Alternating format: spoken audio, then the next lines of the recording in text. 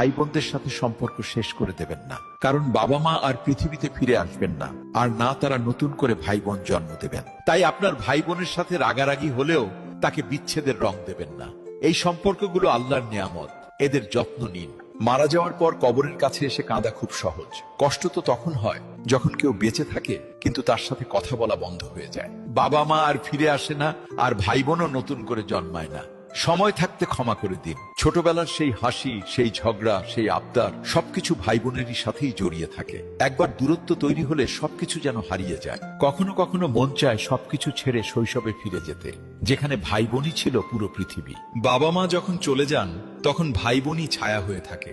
যদি তাদেরই সাথে দূরত্ব তৈরি হয় তবে আমাদের জীবন একাকী হয়ে যায়। যাদের সাথে শৈশব কেটেছে তারাই যদি জীবন থেকে দূরে চলে যায় তবে প্রতিটি আনন্দই অপূর্ণ মনে হয়। রাগ হলে কথা বলুন,